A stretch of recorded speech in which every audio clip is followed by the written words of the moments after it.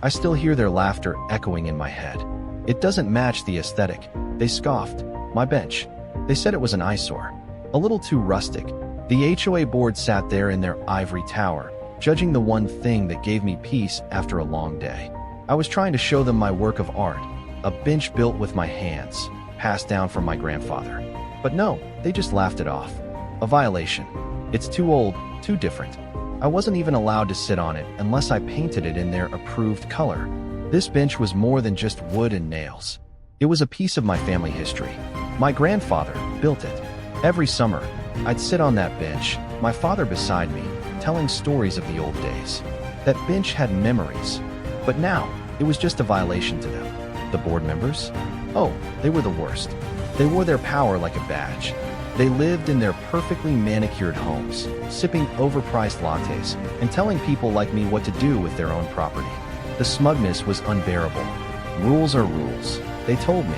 I wasn't going to let them take that bench. I didn't let it go. I started digging.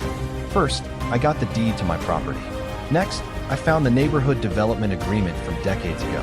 Then came the discovery of a buried easement that gave me unrestricted access to the front of my house, even though they insisted my bench was obstructing something. And the cherry on top?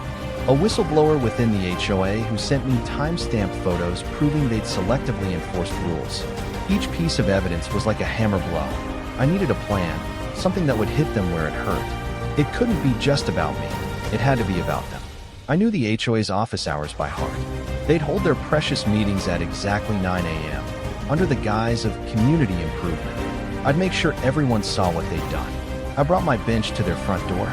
The morning sun glistened off its smooth surface as I set it down right outside their office, where they couldn't ignore it. Then, I sat on it. Right there, in front of the HOA office, in front of everyone. Neighbors gathered, their phones already out, snapping pictures, laughing. The board members stammered. They couldn't stop me. They tried to force me to move it, but the law was on my side now. The HOA went into panic mode. The neighbors began asking questions, pointing out that the board's selective enforcement was out of control. Financial penalties, unpaid dues, and public shame piled up. Even a few board members resigned. It was chaos. Suddenly, I wasn't the guy with the bench. I was the legend. People honked as they drove by, giving me thumbs up. The story spread through the neighborhood. No one underestimated me again.